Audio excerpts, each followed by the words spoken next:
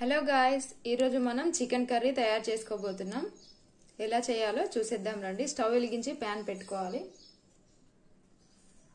ఒక 2 పావుల నూనె వేసుకోవాలి.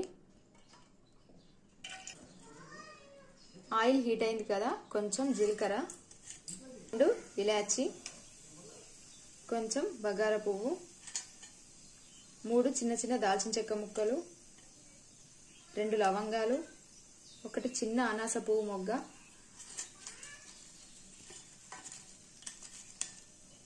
ఒక 4-5 బిర్యానీ ఆకులు, ఒక పెద్ద సైజ్ ఆనియన్ ని చిన్న చిన్న పీసులుగా కట్ చేసుకొని వేసుకోవాలి. ఒక 2 పచ్చిమిర్చి కూడా వేసుకోవాలి. కొంచెం షాహీ జీరా ఇప్పుడు వేసుకోవాలి. ఒక 1/2 స్పూన్ పసుపు, 1 స్పూన్ అల్లం వెల్లుల్లి పేస్ట్, ఒక 4-5 రెమ్మల పుదీనా. చికెన్ వేసుకోవాలి. నేను ఒక 1/2 kg చికెన్ తీసుకున్నాను.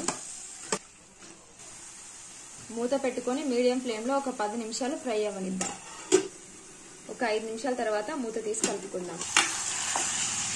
మూత పెట్టుకొని మళ్ళీ ఒక 5 నిమిషాలు ఫ్రై అవ్వనిద్దాం.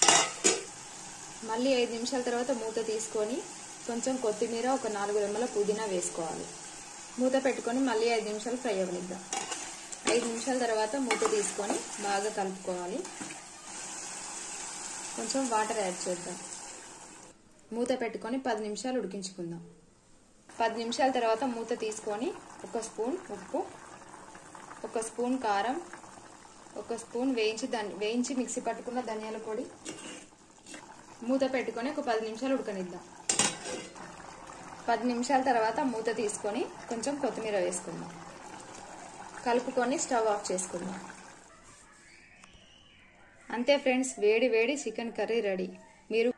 మీరు కూడా ట్రై చేసి ఎలా వచ్చిందో చెప్పండి.